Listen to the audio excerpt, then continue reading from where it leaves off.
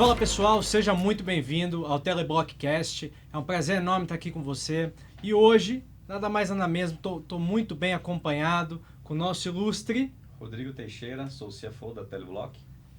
Sou a B, eu sou o CPO da Teleblock. E hoje nós estamos aqui com um ilustríssimo convidado, uma pessoa muito querida, uma pessoa que a gente teve o prazer e a honra de conhecer há pouco tempo, mas a gente já criou grandes laços. E eu quero que hoje você tenha nesse vídeo, né, o conhecimento do que é o Web3. Nós vamos conversar um pouquinho aqui do que é esse tão falado, né, cenário da Web 3.0. Eu quero que você termine esse vídeo sabendo exatamente como que isso pode impactar o seu dia a dia, seu cotidiano. E eu quero te apresentar o nosso ilustríssimo Juliano Kimura.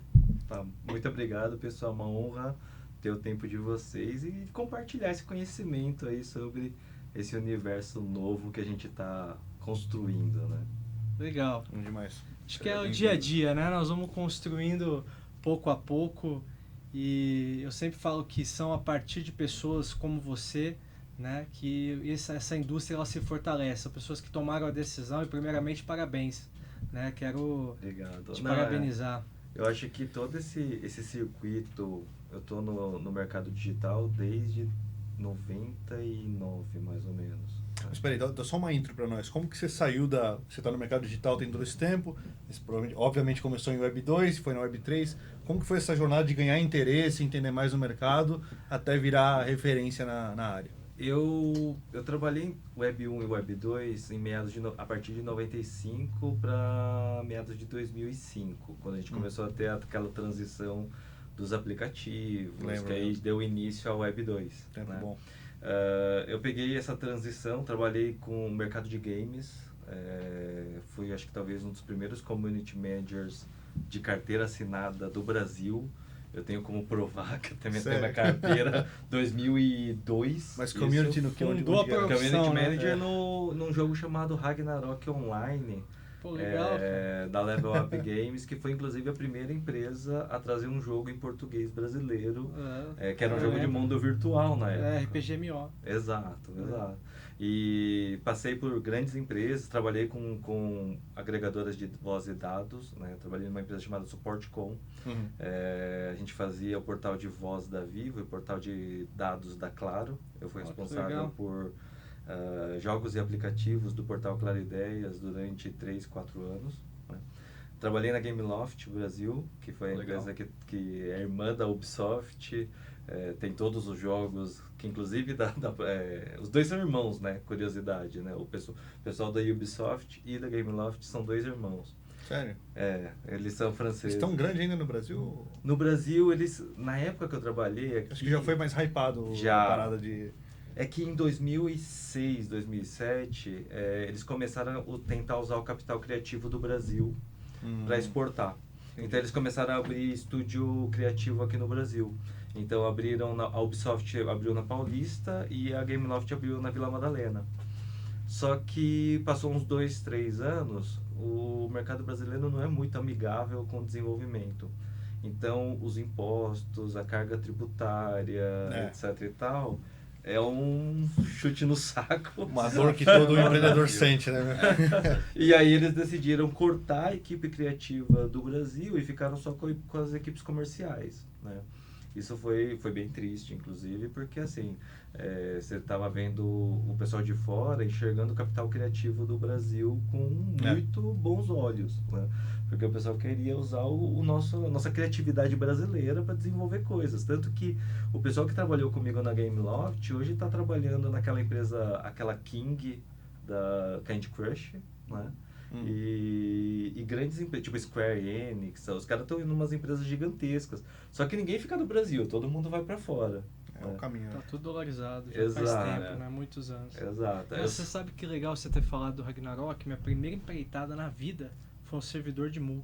Caraca. Online. Tá zoando. Eu também não sabia disso aí. Não, ninguém sabia, nunca falo. Mas quando eu tinha o quê? 12 anos de idade, cara. Sim. E eu lembro quando eu comecei a aparecer com dinheiro em casa, meu pai ficou todo curioso, preocupado, onde que eu tava arrumando dinheiro, e eu falava pra ele que eu tava vendendo os itens lá, e ele ficava doido. Queria saber melhor. Os ativos digitais dentro do mundo virtual já. Né? Mas isso é muito legal, né, cara? Você falou uma coisa que entra muito na evolução da telefonia, porque você só teve ali a evolução dos aplicativos por conta do 3G, pela latência do 3G. Do 3G e quando chegou a Apple e acabou Exatamente. disruptando. Porque naquela época, quando chegou a Apple e a Teve Apple App Store, né? Aí, cara, balançou tudo. as Acabou. operadoras estavam, tipo, se coçando, proibiram o aparelho da Apple durante um tempão. Sério? Teve proibição? Chegou até proibição. Eles não deixaram, tanto que o pessoal trazia desbloqueado e começava a usar. Só que chegou uma hora que eles tiveram que abrir as pernas. E aí... Igual o Uber querendo proibir, o táxi O táxi querendo proibir o proibiu, Uber, né? Olha, Não, e eu pedir a tecnologia. eu cuidava de jogos e aplicativos e eu via toda a negociação. Eu fazia todas as negociações de jogos e aplicativos. Então era mais ou menos assim, 50% fica para operadora, 25% fica para agregadora, que é o portal de voz e dados. Você tem mais uns 15% de imposto, mais algumas cargas tributárias, e o desenvolvedor ficava com 3% ou menos. Então a gente enxergava a dor de quem estava criando games. Mas isso quando já tinha liberado, né? Porque antes você só tinha a equipe interna da Apple criando aplicativos. Não, né? isso antes da Apple. No começo ali você só Isso. tinha a equipe da Apple e aí você teve a pressão, né, dos próprios desenvolvedores da Apple com o conselho para liberar para qualquer um poder desenvolver. É que na época, para você ter uma ideia, o desenvolvimento para jogos de celular, ela era feito em J2ME, que era Java para celular. Sim. E você não tinha um padrão, era uma bosta. Você tinha tipo, que portar cada aplicativo para uma tela diferente, para uma especificação de teclado diferente. Então, para um jogo, você tinha 200 builds diferentes do mesmo jogo. Então, era terrível. Era terrível. A gente tinha que testar os 200. Socorro. Você está falando que ano? 2004 para 2006, quando foi antes da crise do mercado imobiliário. 2008, essa crise. Exato. Quando a gente estava falando assim, de ter MVP, lançar o MVP do nosso produto, coisa assim, o que muita gente se confunde hoje no mercado é que os MVPs que fizeram muito sucesso naquela época é porque era muito mais simples em termos de tecnologia. Você colocava qualquer coisa no celular, funcionava porque não tinha muito app. Então quem desenvolvia um app, botava rodar, era sucesso. Hoje, fazer um MVP é muito mais complicado, né? Você tem que ter uma altíssima qualidade, tem que ser benchmark level com o competidor, porque não é colocar qualquer versão que vai rodar, porque a barra já é muito alta, né?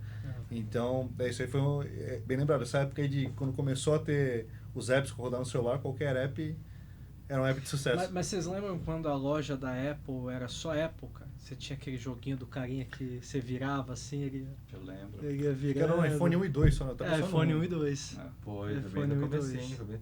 Eu peguei essa época foi realmente uma transição grande, assim. Quando eles começaram a liberar a Apple Store e posteriormente a Play Store, você começou a ver o movimento de adoção Foi gigante. as Big Techs, onde surgiram as Big Techs, né, cara? Hoje Exato. você pegar ali, a Meta nasceu nesse período, né? Foi então que eu saí do mercado de jogos e eu fui para o mercado de redes sociais. Trabalhei em 2014, 2015 no Facebook Brasil. Legal. Eu era responsável por treinamentos e conteúdo, né? Viajei o Brasil inteiro falando para empreendedores sobre adoção digital e depois disso continuei trabalhando na área de inovação com algumas grandes empresas. Então cheguei a atender a Unicef. Isso dentro do Facebook?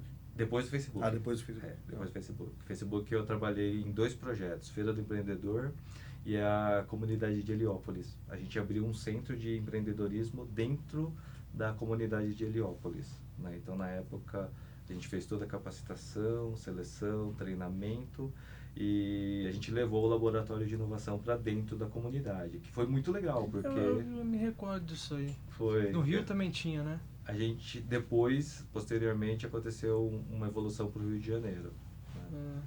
Mas aí eu já não estava mais lá já. Já estava em outra empreitada. Já. E nessa saída do Facebook foi quando começou o Web3 aparecendo na sua Pior vida? que não. Na verdade, depois que eu saí...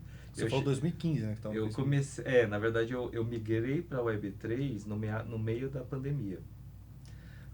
Porque eu trabalhei muito tempo na área de tecnologia e fiz muitos projetos de inovação para várias grandes empresas. chegou no meio da pandemia, eu me perguntei assim, será que eu zerei o jogo? Será que não tem mais nada que evoluiu na internet? E aí eu fiz um curso no MIT sobre transformação digital. Curso online. Online. No meio da meio da pandemia, pandemia. não tinha como. Não foi pra lá. Né? Mas foi muito bom, porque assim, a minha cabeça explodiu. Você falava de duas coisas, Machine Learning, Deep Learning e blockchain. Né? Machine Learning como sendo uma mesma coisa em redes neurais e falava sobre blockchain. Acho que o Big Data tava hypado nessa época também, todo mundo falava de dados agora. A gente naquele momento, no meio da pandemia, já 2020, nem né? falava mais. A gente falava sobre... Eu que tô perdido na timeline. porque o pessoal falava sobre o uso do Big Data dentro do Machine Learning, que seria a próxima exatamente. revolução. Né? Exatamente. Então você começava a falar sobre TensorFlow, falava sobre redes neurais, e isso era pré-OpenAI. Computador quântico. Computador quântico é uma viagem. Quando você vai tentar entender computador quântico, o pessoal tenta simplificar como sendo um computador ultra rápido, mas na verdade não é. A forma de processar é outra, né? Completamente totalmente diferente. Era hypado nisso Você não demais. tem 0 e 1, você tem 0, 1 e 1 milhão de coisas no meio. Tipo, literalmente você precisa ter programas destinados a rodar em quântico. A Microsoft tem o primeiro computador quântico, né? Esse mais famoso deles aí. Eu não sei. Eu sei que você pode ter computadores quânticos, mas você tem que ter softwares quânticos. E porque não adianta você tentar fazer, vou rodar um Microsoft Office num computador quântico que não serve para nada. Né? Você precisa ter softwares destinados para isso. E ainda não ouvi falar sobre... Eu acho que essa é a próxima grande evolução, né, da tecnologia, com certeza. Né? A gente já ouve muito falar da preocupação com a quebra da criptografia pela capacidade de processamento do computador quântico. Mas você vê como a gente foi rápido, né? Em poucos minutos de conversa aqui, nós já estamos no futuro, mas eu vou voltar aqui um pouquinho pro passado, só para a gente criar essa linha do tempo. Eu acho que é muito legal a gente entender como evoluiu, né, rápido a parte de tecnologia e como a telefonia ela tem correlação com tudo isso. Porque quanto mais você consegue conectar as pessoas no dia a dia, né, mais poder a internet ela alcança, porque mais audiência acaba acontecendo, né? E você vê que agora, né, a gente está vivendo essa era agora da IoT, né, da internet das coisas, que é totalmente correlacionada à telefonia. Sim, né, porque a gente tem a rede móvel ali conectando todos os aparelhos. Mas é legal a gente falar um pouquinho disso. Qual que é essa sua experiência, Juliano, quando a gente fala de telefonia em blockchain? O que você... Olha, acho que só para fechar o circuito de Web 1, 2, 3... Né? Verdade. Acho que é legal... Essa linha, né? Você estava fazendo o curso do MIT e foi para Web 3. Aí minha cabeça explodiu de vez. Aí eu só consegui pensar em blockchain. Eu saí do curso tipo com a cabeça fritando. Eu já era referência na área de social media e plataformas digitais. Só que quando eu voltei para o blockchain, tipo, não tem demanda por blockchain, essa que é a real. Né? Só que eu queria ir para esse universo. Então eu praticamente deixei toda a minha bagagem. Você falou que não tem demanda na época, né? Worldwide, assim, o mundo inteiro você não encontrava ou era não, Brasil? a nível Brasil, assim, é só você fazer uma comparação. Tipo, eu tenho palestras vendidas sobre redes sociais e marketing digital a nível Brasil. Vendo, sei lá, 3 a 4 palestras por mês de redes sociais e marketing digital. Quando eu comecei a falar de blockchain, a minha procura foi a zero.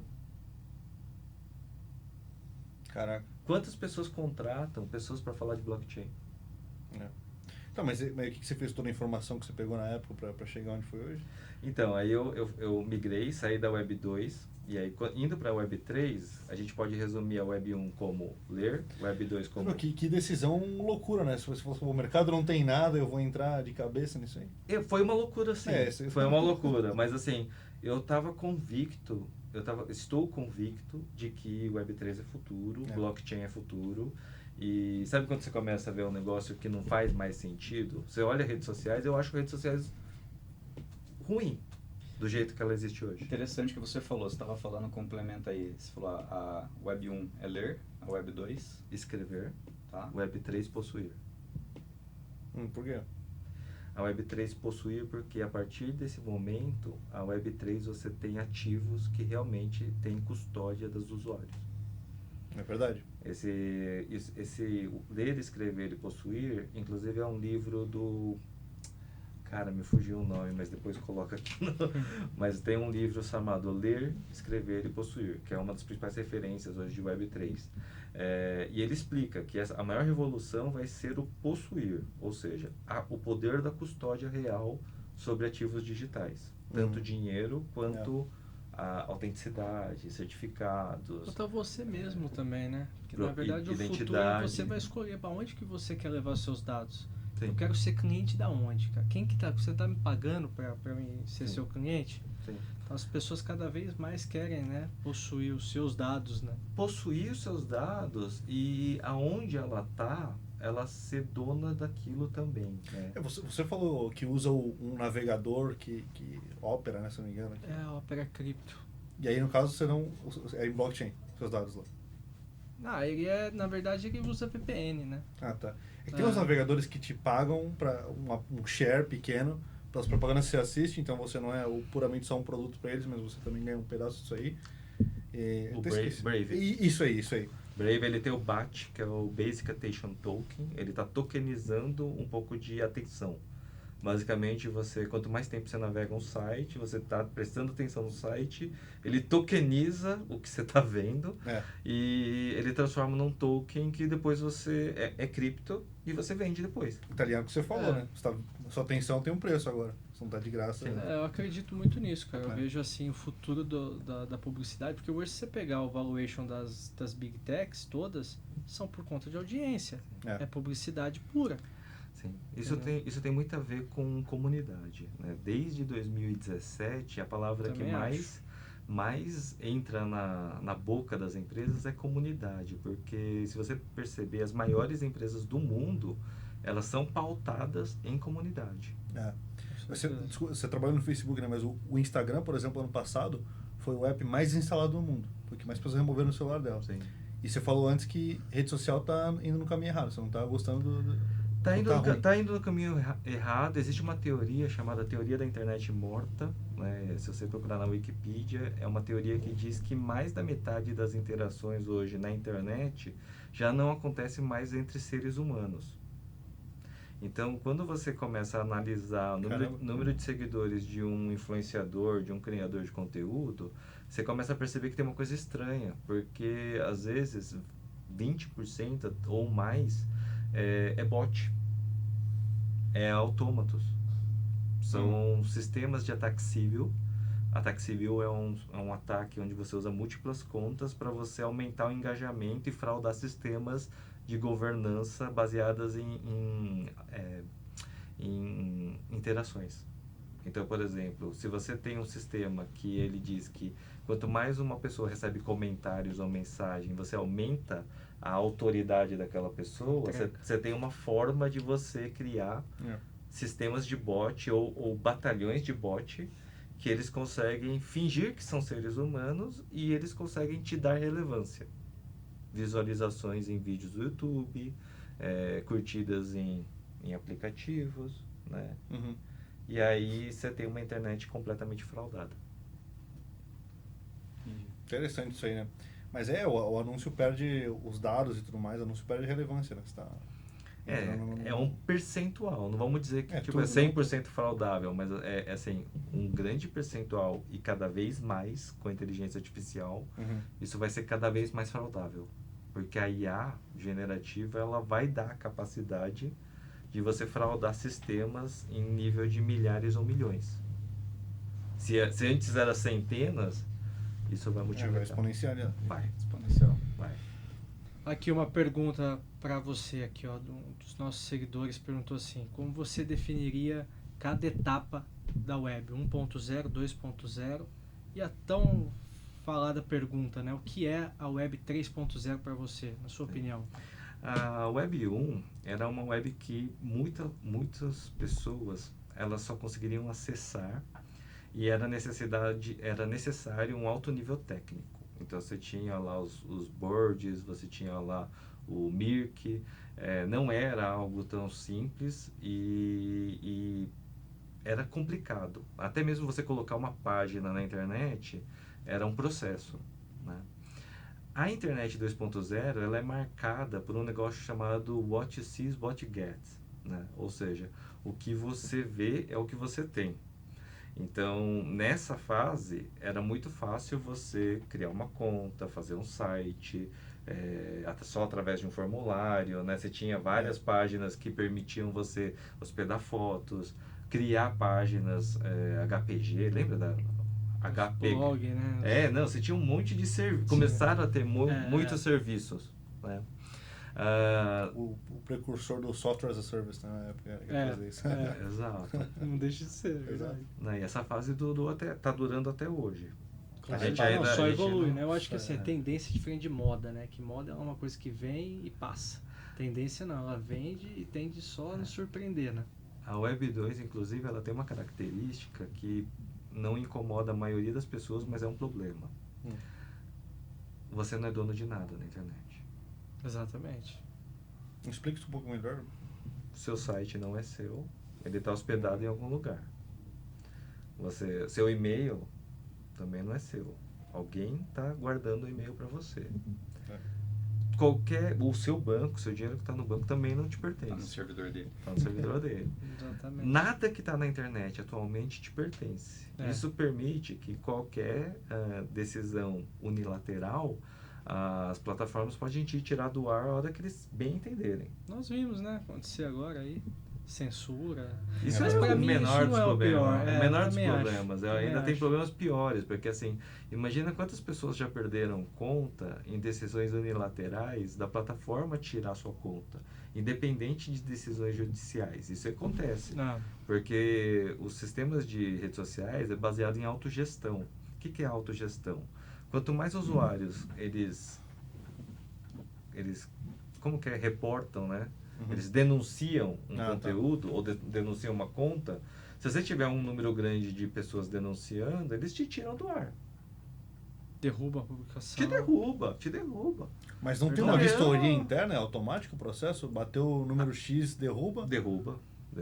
Depois ele se for um ataque depois ele passa por um processo lá. Tá. Mas assim, até você provar... Que focinho de porco não é tomada, né? Você já perdeu tudo. Claro. Você já perdeu tudo. É que nem aquelas imagens censuradas que você tem que apertar o quero ver, né? Você já viu? Tem imagens de risco, etc. Então, eu acho isso um grande problema, porque a internet ela sempre nasceu como um ambiente livre, aberto e compartilhado. Né?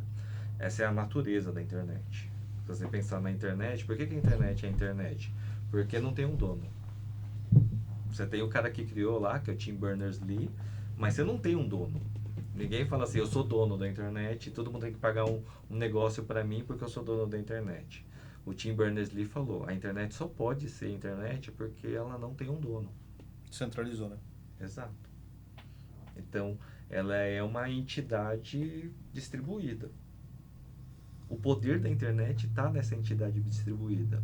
Atualmente, ela não está distribuída. Então, mas só rapidinho de você responder ao Web3. Você acha que de quando começou, para todo mundo que usava YouTube nas antigas, começou a usar a internet lá no começo dos anos 2000, você acha que de lá para cá a internet foi ficando mais restrita? Porque para mim era mais aberto, né? Antigamente falava não, que tá ficando mais restrita. Que tá ficando mais restrita. Certeza que tá ficando mais restrita. E o Web3 vai de hype de abrir isso de novo. Ela vai abrir isso de novo, mas ela faz um negócio melhor que isso. Né? Atualmente, as plataformas, elas detêm o conteúdo e ficam com a maior parte da remuneração. Exatamente. Esse quando você chega na plataforma tipo Twitch, YouTube, Facebook, ou mesmo até as de games, tipo Roblox, você tem um monte de criança criando jogos ali dentro ou pessoas criando conteúdo. O percentual de dinheiro que fica para as pessoas que estão criando conteúdo é igual àquela dinâmica lá do passado das operadoras, lembra que as operadoras ficavam com 90%, agregador e operadora ficava com 90%. E menos de 10% ficava para o criador. Atualmente a gente está nesse estágio. O que vai acontecer é que a Web3 ela vai permitir que a distribuição de dinheiro ela possa ir além. Ou seja, o dinheiro que eu vou receber das pessoas, ele vai ser um dinheiro que vai circular direto do cara que está assistindo para o cara que está criando. Exatamente. Concluindo, a Web3 ela é um processo que muda completamente o pedido, né, o request. Então, se antes na Web2 quem pedia os acessos é o usuário, agora vai ser o contrário. São as organizações e as aplicações que vão pedir o request de acesso ao usuário. Legal. Então ele inverte o papel. A lógica. Exato. Mas como assim? Explica como se fosse explicar para minha avó isso aí. Ao invés de você pedir acesso ao TikTok para você logar no sistema deles, você vai ter uma aplicação que pode ser um TikTok descentralizado, que ele vai pedir acesso aos seus dados, ao seu conteúdo, às suas informações, ao invés de você acessar ele. A aplicação descentralizada que vai pedir os acessos aos seus ativos.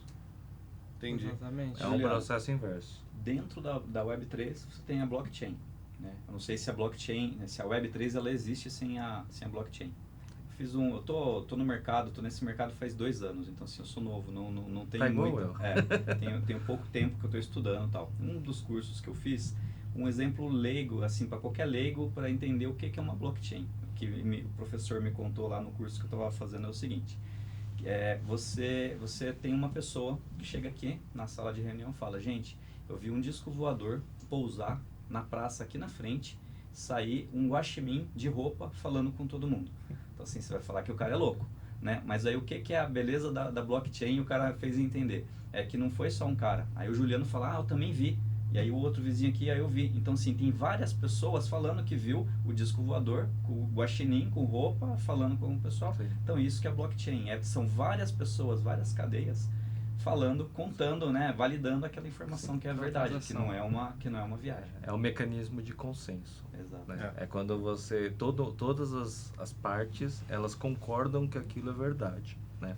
Existe uma ilha na Micronésia chamada Ilha de Yap, né? Inclusive tem uma história bem legal que existe a Yapstone, são umas pedras de 1 metro de altura ou 3 metros de altura com um furo no meio.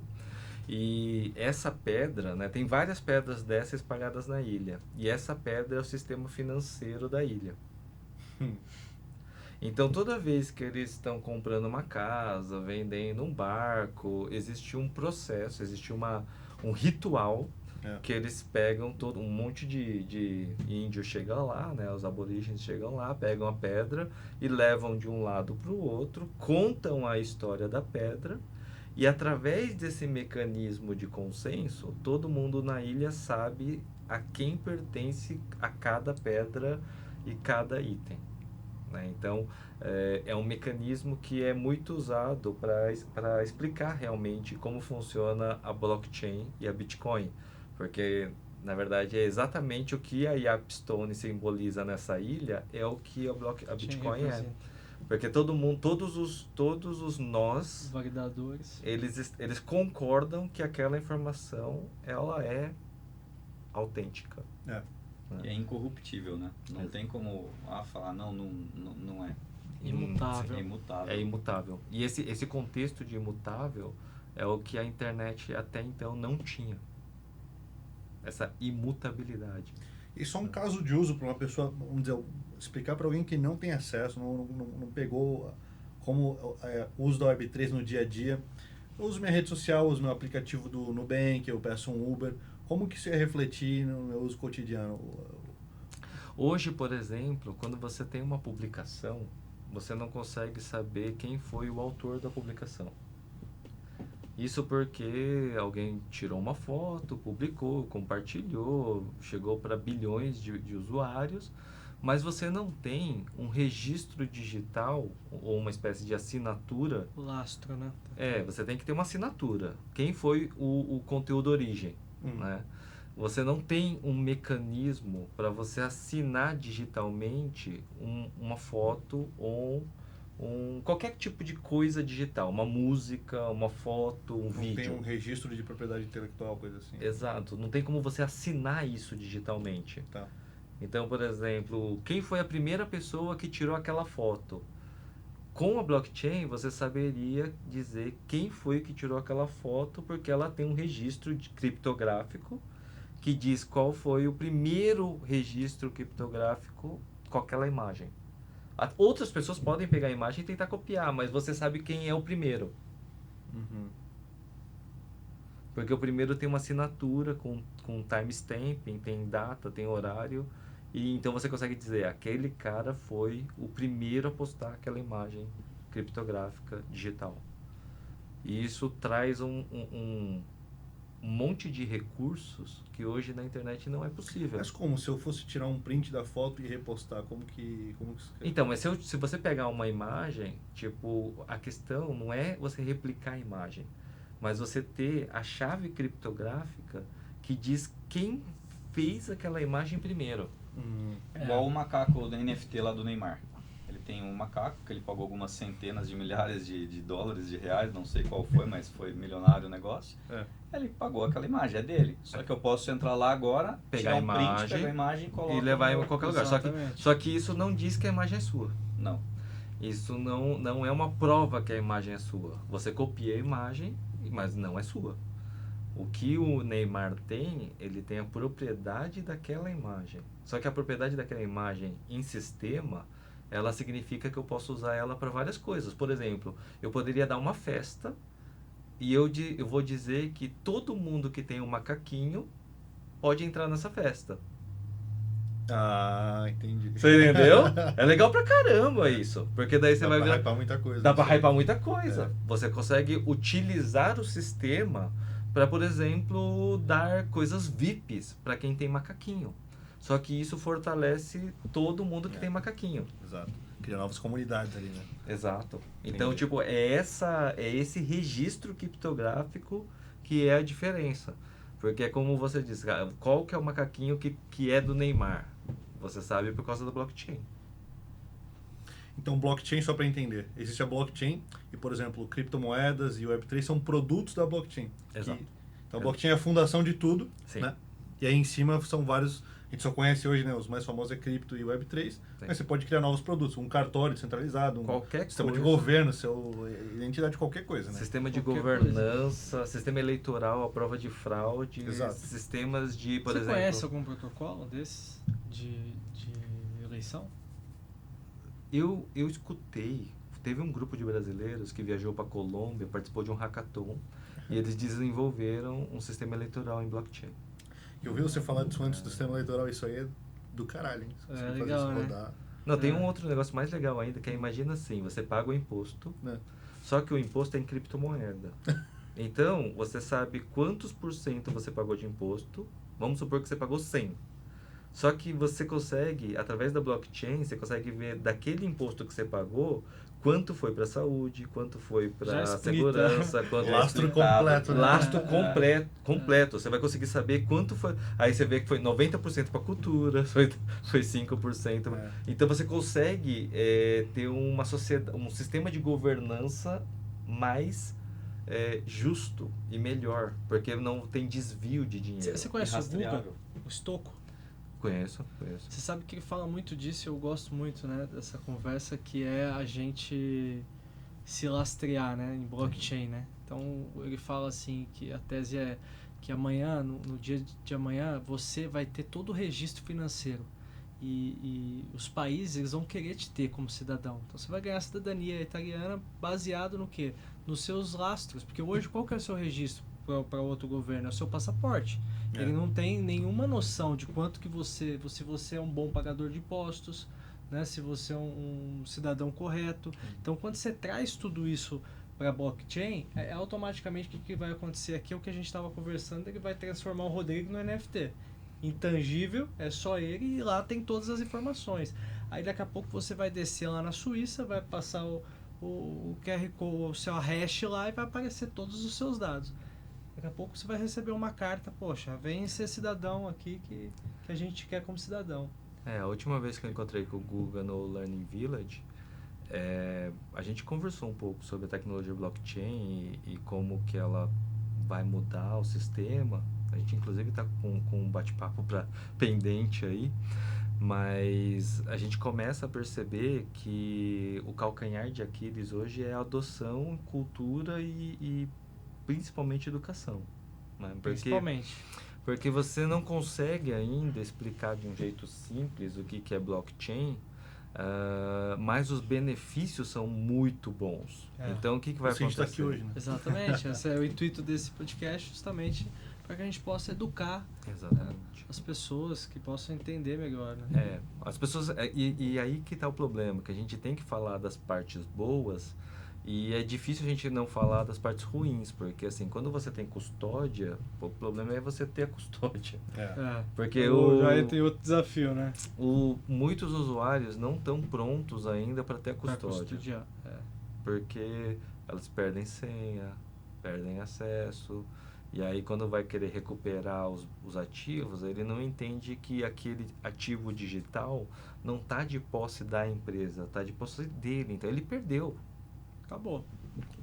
Perdeu, mas vai ser muita empresa de registro de senha, né? Igual a Apple fez a última vez aquele Passwords.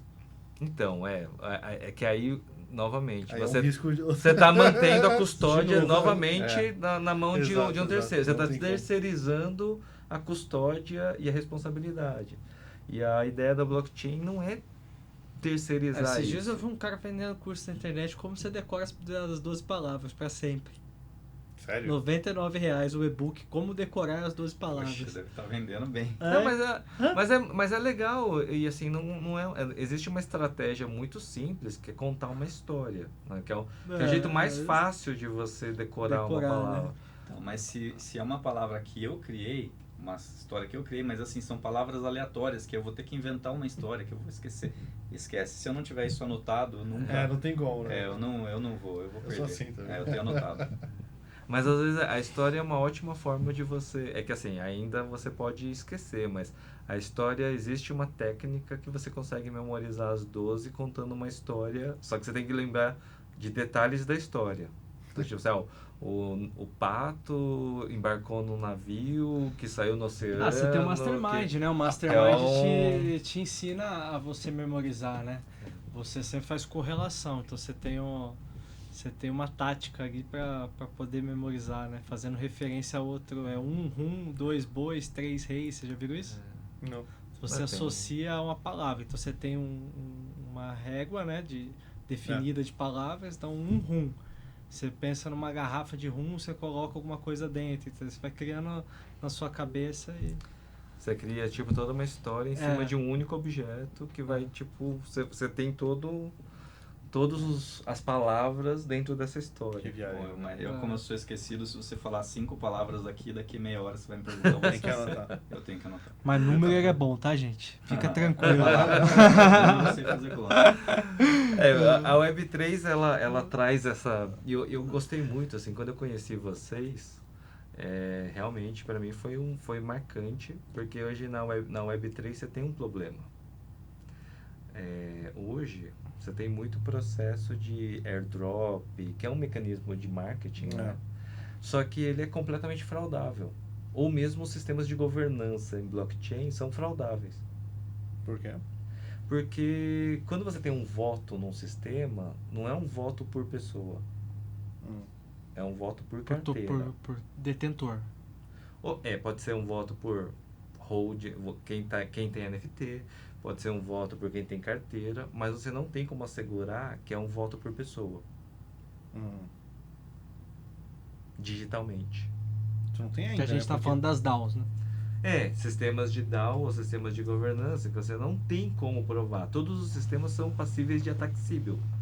Então o cara vai falar assim, beleza, o ataque é quantidade de token, quem tem mais token tem mais poder de voto.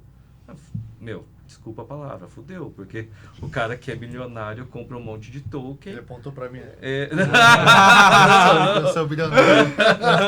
O bilionário tem um monte de token. Pô, o cara que Ele- o cara de Dubai, na Arábia Vai que Saudita. lá tudo. O cara que tem dinheiro tem o Não, não é poder. Dubai, não, é Abu Dhabi, senão... Então vira um voto, uma decisão. Então isso É. fica péssimo em sistemas de governança. E baseado em toda essa nossa conversa, como você hoje enxergaria, se você não nos conhecesse, como você enxergaria a telefonia do futuro? Hoje, o meio para você acessar a web é a internet e, com certeza, telecomunicações. Dados móveis. Exato. A gente vai ter os avanços de 5G, 6G, isso Tá rolando já, está sabe, né? rolando. Acho que isso vai aumentar bastante a carga de dados, precisão, vamos ter mais aplicativos geolocalizados, georreferenciados. A gente vai começar a ter aplicações com AR, VR já embarcados. A gente começa a ver movimentações como a do Meta, onde você tem o óculos de realidade aumentada. Essas coisas serão possíveis através da telecom, né? No futuro, eu imagino que a gente vai ser nós ambulantes de blockchain, né? Você vai estar andando e minerando tipo blockchains mais eficientes ou protocolos melhores. Eu já estou fazendo os testes, por exemplo, em blockchains como a rede da Polkadot, que tem o Noodle, que é uma blockchain de IoT, que você minera já em smartphone.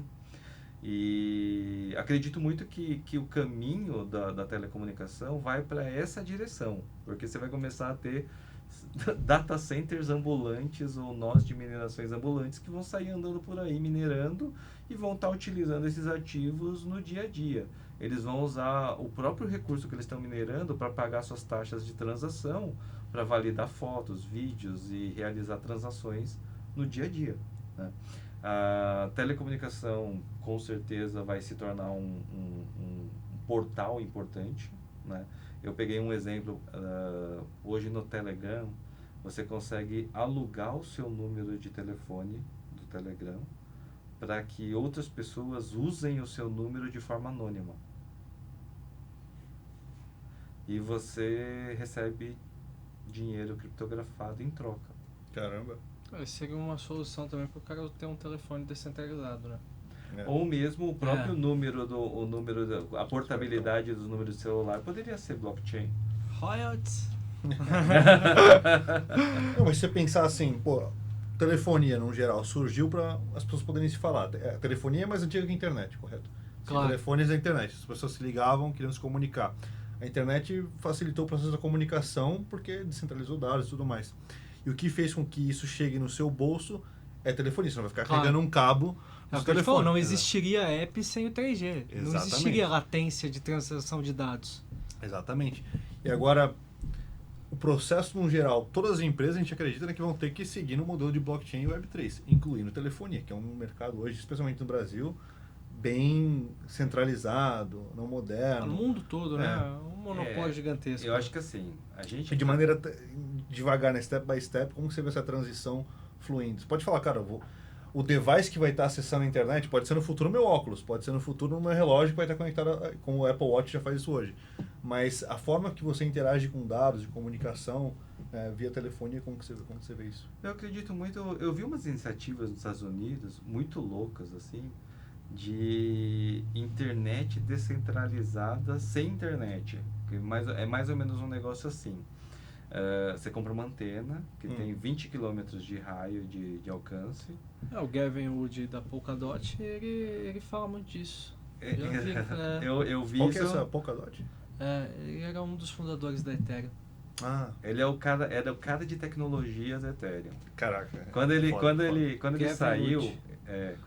ele falou assim: cara, Vitalik, eu tô saindo porque eu acho que vocês estão fazendo merda. E não tá pronto para lançar e tá uma bosta. Eu vou sair. Aí ele saiu e fundou a Polkadot, né? Que hoje, se você olhar o paralelo do Ethereum e Polkadot, o Ethereum está passando por um processo de descentralização que o Gavin já tinha entendido. Porque hoje você tem na Polkadot, você tem parachains. né? Isso. Que seria o equivalente do Ethereum tentar fazer as integrações mais fáceis com as L2, né? Seria Então- se duplicar, né? É. E aí eu acho que a Polkadot ela tem uma vantagem ela tem uma vantagem e tem uma desvantagem, né? A Ethereum tem uma vantagem e tem uma desvantagem também. Eu acredito, na minha opinião, que a gente ainda não chegou na melhor blockchain, no melhor formato e no melhor versão da blockchain. Mas em relação à telecom, né? Eu acho que a telecom vai passar por um processo de disrupção, tá? Em que vai chegar um momento que você vai ter uma linha, né, de comunicação que ela vai começar a ser paralela ao vou chamar do mainstream. Mainstream são as grandes operadoras. Então você vai começar a ter um processo que você vai ter uma rede paralela de blockchain, de internet mesmo, que vai ser mantida por usuários. Então os caras vão comprar antena, só que o Isso. cara vai estar provendo dentro de 20 km de raio, vai ser uma internet lado B. Um dos negócios que o Caio sempre bate na tecla em todo o pitch, que é, pô, no momento que a gente está agora em Web3, é igual a internet dos anos 2000 em nível de adoção. E o ponto que a gente tem com a Teleblock é a porta de entrada para muita gente acessar o celular deles hoje é via 5G, tem que ter um chip. E aí você tem que ter uma operadora que vai te prover serviço. E lá é um mercado gigantesco para você conhecer o que é o Web3. Então, na forma que você consome seus dados, você tem uma interação com o que vai ser o Web3, o que é uma carteira de cripto, e ter esse material educacional lá, é um caminho gigantesco a explorar um número, no caso, converter pessoas da Web2 para Web3. Sim. Onde que você vai enganchar essas pessoas? Porque se ficar só na comunidade é difícil de crescer. Né? Com certeza, nas vantagens. Né? Exato, Porque, por exato. exemplo, quando você fala de uma operadora, a ideia de você dar airdrop ou você ceder benefícios para os usuários, ela é muito atraente a nível de você saber que cada pessoa que está recebendo, ela só está recebendo uma vez. Tá? O que é uma coisa que é o problema que a gente falou sobre as empresas estão fazendo um monte de airdrop de adoção, só que está tudo corrompido. Você começa a dar airdrop, só que você tem... o papagaio, o periquito, todo mundo tem conta, né? Todo mundo pegou um pouquinho. As pessoas têm, tipo, milhões de contas. Então, você tem gente que tem farm profissional. O cara tem mais comum. centenas de milhares de tem direto isso aí. aparelhos pra... Aquele pra ratinho ficar- lá, o ratinho. O Hamster Combat. Porra, cara, você Cara. viu um cara na China que ele tinha um galpão, cara. Então, Um celular até o teto, assim, ó, uma pilha de celular. eu consegui em torno de 20, 30 dólares no Hamster Combat, brincando sozinho no meu tempo livre. Tá? Imagina se não tivesse farm. Se não tivesse Não, fazenda ia de ser muito mineração, mais, ia cara. ser muito É mais. o que a gente se propôs aqui, entendeu? Exato. Você Justo, né, que vincula, você construir. Sim. você Só- tem um negócio lucrativo a longo prazo, entendeu? É que a gente vai chegar num nível absurdo. E eu fiz até um desenho aqui que a gente vai depois conversar, que é no nível absurdo de que a gente poderia dar toda a telefonia e chips de graça, Exatamente. porque a quantidade de airdrop que Mas você vai vender receber, isso hoje a ele gente já não paga- pode, porque eu acho que é mais fácil a gente mostrar acontecendo É. do que vender esse futuro. Mas com certeza uma é, pessoa inteligente já entendeu o que vai Já pegou o acontecer. esquema, né? É. Só que é um passo de Entendeu? cada vez. É. Você pensar na a dona Cleide, que Porque a mora conta na- fecha, na entendeu? Oeste, Ainda não mais em conhece. telefonia, que a nossa margem é altíssima. Não, eu tô em um projeto que inclusive tem esse dilema, né? Que é um projeto que literalmente cria identidade única global e distribui a renda básica universal. A WorldCoin, Exato. que é um assunto Que é um assunto todo que mundo quando deveria você- ser falado. É um dos fundadores da Do OpenAI. Então, né, Não, quando você falar disso, o um dos pessoal cai da maiores cadeira. projetos, né? É. Com certeza. Porque você fala assim, eu tô num projeto que distribui dinheiro E que hoje escaneia você é eles. o embaixador do Brasil, certo? Hoje eu estou trabalhando para eles, eu presto serviço Tá. desde julho do ano passado, ajudando eles a desbravar o mercado brasileiro. Legal. Ainda não teve um lançamento Porque oficial. o gringo ele tem esse problema com o Brasil de conseguir emplacar negócio no Brasil, né, cara? Não muito. O Depende brasileiro... do modelo de negócio. Eu tô falando assim porque eu venho do mercado de venda direta, que o americano ele tem muita dificuldade de performar no Brasil. empresa da Turquia. Hoje, por exemplo, no mercado de venda direta, cara, eu só conheço uma empresa que conseguiu performar no meu mercado. Qual? Eu acho que... Herbalife. Eles são americanos. São americanos. Capital Pois é. aberto, 5 bi. Mas eu arrisco dizer que isso é uma coisa muito, talvez, porque assim, venda direta acho que é uma coisa específica, É. porque o brasileiro é conhecido como um povo muito early adopter. Quando você pega o blog da Forbes, o pessoal comenta muito como o brasileiro sendo um povo que na adoção de tecnologia, de plataformas, redes sociais, sites, o brasileiro é o pioneiro em quase tudo. Hypa fácil, né? Nossa, É, o brasileiro hypa numa velocidade, tipo, absurda. Como é que era aquele app de Clube... clube social, né? Não, é... Do... Clubhouse. Clubhouse. É, esse é. O brasileiro... Hypou demais aqui. Demais, Só demais. falava disso. Demais. Não, o brasileiro tem um comportamento que é assim, o pessoal usa o Brasil como campo de estudo para lançar produto para fora. Tanto que assim, a equipe que eu fiz parte no Facebook em 2014, 2015, foi uma equipe chamada Equipe de Empreendedorismo. A primeira equipe de empreendedorismo do mundo foi a que eu participei no Facebook. Caraca. Porque o brasileiro tem um comportamento muito diferente de adoção de tecnologia. É. Então acho que Mas tá fala no... mais para nós da WorldCoin. A WorldCoin, ela, na minha opinião, é um dos projetos que vai mudar o uso digital e a internet, né? Porque vai chegar um momento que a gente vai precisar ter uma forma de falar: eu quero deixar as máquinas para fora, quero deixar os bots para fora, e eu quero criar aplicações que apenas seres humanos podem utilizar. Hoje você não tem esse mecanismo. Entendi. E como faria esse... A World ID, ela tem uma orb, né? Então a orb, ela escaneia a íris, ela gera uma chave criptográfica com a sua íris, tá? E essa chave criptográfica, ela vai dentro de um aplicativo, de uma carteira, e você consegue usar ela para assinar transações, para dizer que você é você. É uma chave criptográfica que só você é dono. Só que essa chave criptográfica, ela está dividida em vários pedaços e é guardado numa DLT, em uma base de dados distribuída. É. Então, quem está guardando não tem a informação inteira. Inquebrável. Ou seja, não se guarda a imagem da íris, mas te dá posse da assinatura da íris. Mas eu não linkei. Você vai ter esse que vai validar que você é você na WorldCoin. Mas como que você está falando de renda mínima universal? Então, quando você consegue dizer que você é você, eles têm um projeto que é a WorldCoin. A cada um mês, você recebe um pequeno airdrop de WorldCoin, se você tiver a assinatura. Sabia disso? Se você tiver Tinha se você tiver a assinatura, você consegue validar no aplicativo e o dinheiro cai direto na sua carteira. Mas está rodando isso? Está funcionando para quem Está está assistindo? rodando desde julho.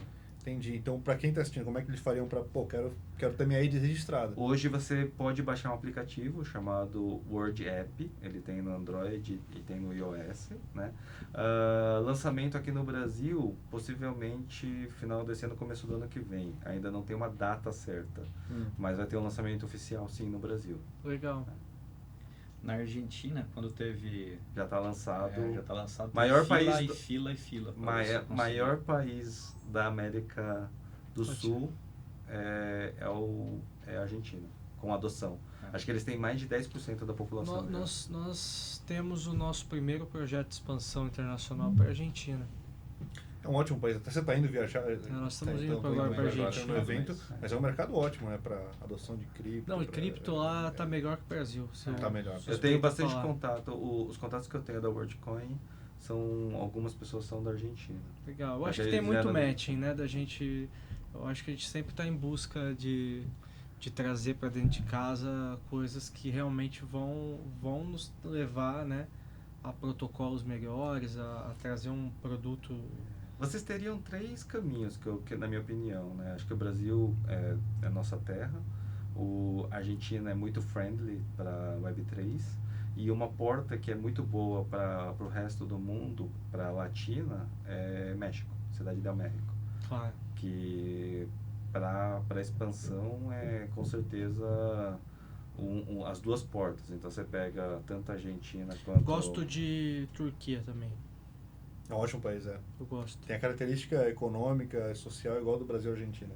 Inflação alta, poder de compra bem parecido, governo costura parecida. Ah, A adoção é muito similar. Eu estava trabalhando numa startup turca antes de vir aqui e começar com a Teleblock. E as similaridades são incríveis. Sim, sim. Te recomendo dar uma olhada, na verdade, que agora eles recém mudaram a regulamentação de cripto na Turquia e está exponencial o crescimento. O que me deixa encantado com o projeto da Teleblock é a possibilidade de não do benefício call to earn. Acho que o call to earn é uma gota no oceano. É, com certeza. Na verdade, o que me encanta na Teleblock é a possibilidade de você integrar todo o ecossistema de blockchain através de uma seu telecom. número de celular. Exato. Porque Você sabe que as coisas mais importantes hoje, você pode perceber, todas as senhas importantes que você precisa que ela resgatar das SMS. redes sociais, tudo é SMS, cara. Pagar com seu cartão, qualquer coisa, né? Vocês têm um ponto que é interessante, que é se vocês conseguirem... Porque assim, o call to earn, ele pode ser inclusive um problema para vocês. Por quê? Descreva. Porque quando você está distribuindo o token, o token pode ser classificado como utilitário ou como meio de pagamento. É. Dependendo de como você tiver o seu token, você vai ter problema na distribuição. Então, você precisa ser muito coerente em... Será que você é o meio ou você vai ter o próprio produto? Porque se você for o meio, você não precisa... Né? É como... Eu vou te dar um exemplo do Telegram e da Tom. Eles tiraram o projeto de dentro do Telegram. O Telegram é só o meio, né? O Telegram é uma coisa, a Tom é outra. Antes a Tom estava dentro do Telegram. É. Mas eles tiveram que tirar e separar as duas coisas. Porque daí o negócio começou a É fluir. que você acaba levando o negócio para um campo mais jurídico. Você tem uma série de Cara, você vai ter um monte de regulamentação em todos entraves. os países. A gente já percebeu isso. Então, assim, é um papinho incômodo, mas é interessante. Sim, sim. Mas isso não descarta as coisas boas. Na verdade, é só uma coisa que, tipo, é um detalhe esse que vai precisar nosso ser... sistema de recompensa, não sei se você já chegou a ver a fundo, mas ele é um contrato inteligente, né? Então ele distribui por 30 anos, são 360 blocos Sim. de 18.888 moedas que todos os meses eles são repartidos. Então, em certo modo, isso foi criado para ser um a mais, né? A gente gosta de falar que ele é muito semelhante a um programa de milhagem. Então você tem ali um benefício por continuar sendo cliente. Então, entendeu? é que aí você só tem que dar utilidade utilitária. Quando você fala de Exatamente, programa de... utility token. Quando você dá o que classifica um utility token é que ele serve para Usabilidade várias dentro do coisas. ecossistema, né? Agora, se ele, como ele é um criptoativo, se o pessoal começar a usar como forma de pagamento, com certeza ele cai na malha Você da tem que CVM. tomar esse cuidado, né? Na verdade, você não está vendendo, né? Você está trocando, né? Mas então ele troca token por um plano de telefonia. Mas eu acho que a beleza de tudo isso, independente do token, esquece o token, porque assim, o token tem milhares. Centenas. milhões. E toda hora aparece outro. Né? Você tem muitos projetos bons, muitos projetos excelentes. Se ao invés de você focar no token, você focar na integração com todas... O negócio do token utility, no caso você trazer da utilidade utilitária, é um negócio que, como fundação da empresa, é ter relação muito direta e não um approach top-down com o cliente. Então, sempre ouvir o que o usuário quer, como ele vai querer usar isso. E a comunidade da Web3 ela é muito ativa. Sim. Sempre responde, interage. Adoraria que me solucionasse esse tipo de problema para conseguir usar o token dessa forma, coisa assim. Sim, mas esse é um papo bom, porque, por exemplo, a partir da hora que você tem o token, você tem que começar a abrir a governança para a comunidade. Exatamente. Porque, por exemplo, enquanto você não estiver ouvindo a comunidade, o token ele é inútil, né? inútil. Você não tem os holders, né? Você constrói não vai ter para o o cara usuário, ali que tá... Não, só você leu, só você decidiu. E aí ele se você não quiser tem, comprar, compra. Se não quiser... não, e aí fica muito unilateral. Quando você começa a trazer a comunidade para dentro, e eu concordo com você, hoje a nossa comunidade da confraria, acho que é a maior comunidade do Brasil hoje na Web3. Né? A gente tem uma discussão todos os dias sobre vários projetos que a gente viu tudo que dá certo, que não dá certo. Tem empresa que, assim, o projeto parece maravilhoso nos 2 primeiros anos, no terceiro, de repente, some. Assim, o mercado está ficando calejado já disso. Então, como o blockchain nasce com esse princípio de ser um negócio democrático e seguro, é da fundação da nossa empresa. E como também atuando como CPO lá e tocando o produto, é um produto que conversa com o usuário. Ele é extremely user-centric. Então, é conversar com a comunidade, ter engajamento e construir uma coisa que vai fazer sentido. A gente não joga um produto no mercado, a gente tem o chão Alice Core, que o Facebook usa bastante também, e o Mock Press Release, para só construir coisas que estão fazendo sentido para quem está usando o negócio. Então, isso aí é o core da empresa. E a gente tem uma visão muito clara, assim, também, que a gente vai ser parte fundamental no processo de adoção das criptos para as pessoas que nunca tiveram uma experiência porque hoje é complicado, não é uma coisa simples de você... Hoje é péssimo. Pô, Hoje é ruim, péssimo, cara. não é complicado, é péssimo. Então imagina você, por exemplo, em um só lugar já ter acesso a esse universo, entendeu? A partir do seu número de telefone, que é uma coisa que todo mundo tem. Então acho que esse é um ponto que a gente vê hoje, que as pessoas elas enxergam na Teleblock, né, um caminho ali de entrada para o mundo das criptomoedas. Nas nossas pesquisas de usuário, um ponto, por que as pessoas não têm uma adoção de cripto, por exemplo, se for perguntar para minha mãe, por exemplo, a gente pergunta para várias categorias. Parece ser muito complicado, é muito gráfico na tela, ou vai ter que criar Então, como que eu faço usar cripto, ter acesso a cripto de maneira muito simples, que seja uma coisa que parece com o meu cotidiano? 2, utilidade. Então, são esses 2 pontos. Parece fora da minha realidade, não consigo entender como se usa isso, e 2, onde eu vou usar isso, a partir do momento que eu tenho. Então, trazendo telefonia, pronto, resolveu a utilidade. Agora eu consigo ter acesso a dados, consigo usar meu telefone. Já estou entendendo um pouco mais como isso funciona. Daqui a pouco você integra com um parceiro. Quer fazer uma compra num e-commerce e pagar com os tokens que você já tem aqui? Nossa, interessante, estou vendo o uso nisso. E aí cresce, só que um passo de cada vez, né?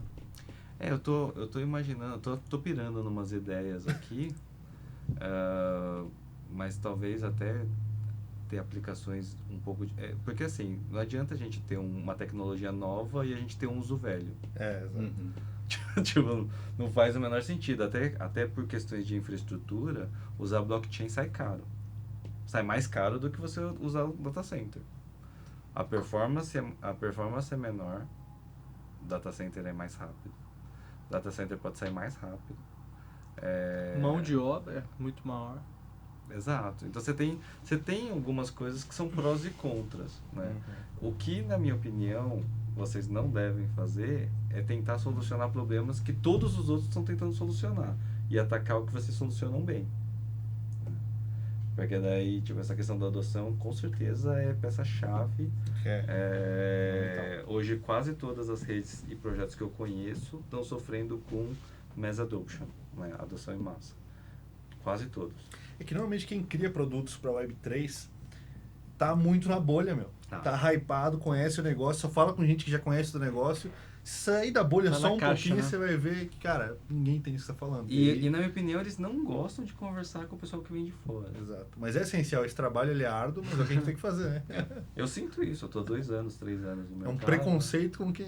Bom, bate-papo foi bom demais. Acho que sempre que a gente se encontra é um papo bacana, é uma conversa, né, sempre levando ao futuro, que a gente vai começar a partir de agora a construir juntos. A Juliana é um novo parceiro aí da Teleblock. A gente está nessa busca, né, por construir algo que realmente faça sentido e ter a sua opinião com certeza é importante para nós. Obrigado, Juliana, mas obrigado mesmo por estar aqui hoje, por dispor do seu tempo. Queria que você deixasse uma mensagem aí pro pessoal. Olha, agradeço bastante aí a oportunidade de compartilhar. A gente precisa realmente conectar mais os projetos, conectar os produtos. Acho que essa interoperabilidade vai ser peça-chave, né? Eu estou em contato com as comunidades aqui do Brasil e a gente percebe que as comunidades elas estão se mobilizando, mas ainda sem muita liga. Então a gente vai precisar começar a criar essa liga, criar essa conexão, criar pools de liquidez para que as comunidades possam devolver, porque a comunidade é legal quando ela faz bidirecional. Então ela tem que somar valor para a Teleblock e a Teleblock tem que somar valor para a comunidade. Exatamente. Porque se não for bidirecional, não adianta bater, é murro em ponta de faca e os projetos acabam morrendo. Assim, é fato isso. A gente vê os projetos morrendo todos os dias, porque ou a comunidade começa a sugar a empresa e não devolve, e o contrário também acontece. Legal, cara. Eu acho que essa visão é importante. É muito real mesmo, porque tem que ser ganha-ganha, né? Tem que ser ganha-ganha. É. Hoje tá muito assim, um ganha e o outro fica tipo... E um exemplo muito real disso que você falou é esse mau uso do airdrop. Sim, total. Você tem gente se aproveitando dessas mecânicas para fazer muito dinheiro. E eu acho que a questão da blockchain não é fazer dinheiro, porque ela não faz dinheiro. Não sei se você percebe, mas hoje, por exemplo, para mim, trade é um negócio inútil. Porque trade, basicamente, você não está gerando dinheiro, você não está gerando valor. Você está comprando, alguém está perdendo, alguém está ganhando. Exatamente. Não tem valor real na economia, né? Pô, para você ganhar, alguém tem que estar perdendo. O dinheiro trocou de mão. Então, para futuro, né? a sociedade, é um grande sistema de scam. Se você parar para pensar, é um grande sistema de scam. Todo mundo sempre vai... Legalizado, né? Alguém vai perder. Alguém vai comprar, alguém vai ganhar, alguém vai perder. Só que quem tem bot, quem tem sistema automatizado, você sempre vai perder pro bot. Bom, chegamos ao fim aqui de mais uma conversa. Foi muito produtiva. Quero agradecer. Obrigado, Juliano. Obrigado, Eibe. Obrigado, Rodrigo. Acho que a gente vai ter oportunidades aí de ter aqui o Juliano com a gente de novo. Muito obrigado, Juliano.